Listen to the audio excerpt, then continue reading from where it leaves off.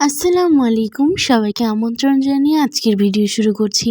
আজকে তোমাদের সাথে শেয়ার করছি পাটা আলু দিয়ে পাবদা মাছের ঝোল। এই পাটা আলুটা অনেকেই পছন্দ করে, আবার অনেকে চেনেই না। আমিও চিনতাম না, কিন্তু কয়েকবার খাওয়ার পর এটা চিনে গিয়েছি। এটা আমার যখন বাসা থেকে আসি, বাড়ি থেকে, তখন এটা নিয়ে আসা হয়।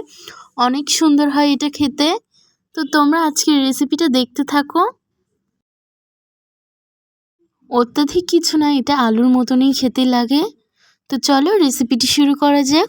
প্রথমে পানি দেওয়া হয়েছে কড়াইতে। পানির মধ্যে কেটে রাখা পাটা আলুগুলো দিয়ে ভালোভাবে কিছুক্ষণ নেড়ে চেড়ে এর মধ্যে কালারের জন্য হলুদও দেওয়া হয়েছে। স্বাদমতো লবণ দিয়ে ভালোভাবে এগুলো সিদ্ধ করে নেওয়া হচ্ছে। এবারে অন্য একটা কড়াইতে সরিষার তেল দেওয়া হয়েছে, তারপরেই দেওয়া হয়েছে পেঁয়াজ বাটা। এবার ভালোভাবে কিছুক্ষণ নেড়েচেড়ে ভেজে নিতে হবে, যাতে কাঁচা গন্ধটা না থাকে। এরপরে দেওয়া হয়েছে কাঁচা মরিচ বাটা। এটা দিয়েও ভালোভাবে নেড়েচেড়ে মিশিয়ে নেওয়া হয়েছে। এরপরে দেওয়া হবে আদা বাটা আর রসুন বাটা। এগুলো দিয়ে আবারও ভালোভাবে নেড়েচেড়ে মিশিয়ে নিতে হবে। কিছুক্ষণ সময় ধরে মশলাটা কষিয়ে নিতে হবে।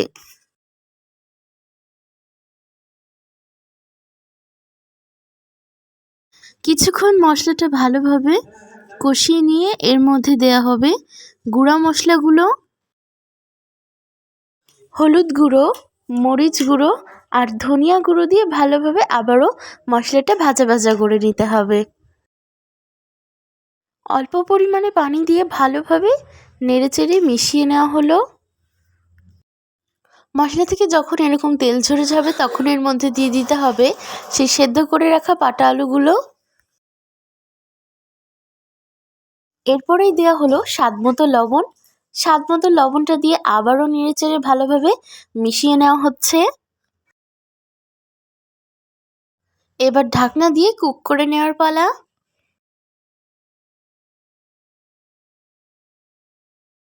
ঢাকনাটা তুলে নিয়ে আবারও নেড়েচেড়ে মিশিয়ে নেওয়া হলো।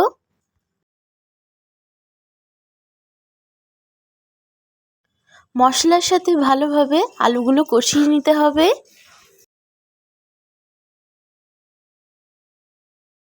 প্রতিটা রান্নায় গরম পানি ব্যবহার করা ভালো, এতে রান্নার টেস্ট থাকে।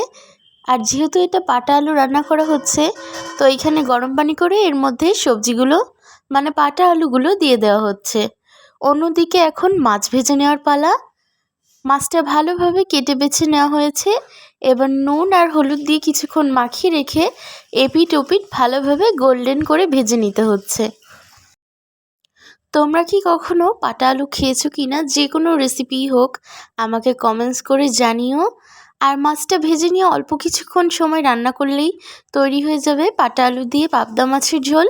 কারণ যেহেতু প্রথমে আলুটা সেদ্ধ করে নেওয়া হয়েছিল, তাই বেশিক্ষণ না রান্না করলেও হবে। মশলা গুঁড়ো উপর দিয়ে দিয়েই তৈরি হয়ে যাবে পাটা আলু দিয়ে পাবদা মাছের ঝোল। আর আমার কাছে তো পাবদা মাছের সবচেয়ে বেশি পছন্দের রেসিপি হলো সর্ষে পাবদা আর পাবদা মাছ ভুনা।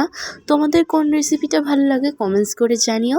আর এই দেখো দুপুরের খাবারটা এইভাবে সাজিয়েছিলাম, মাছ তরকারি, বেগুন ভাজি আর ছিল শাক ভাজি। তো ভিডিওটি ভালো লাগলে লাইক, কমেন্ট আর শেয়ার করো তোমার বন্ধুদের মাঝে। আজ এ পর্যন্তই, আবারও কোনো নতুন ভিডিও নিয়ে তোমাদের মাঝে হাজির হব। আল্লাহ হাফেজ।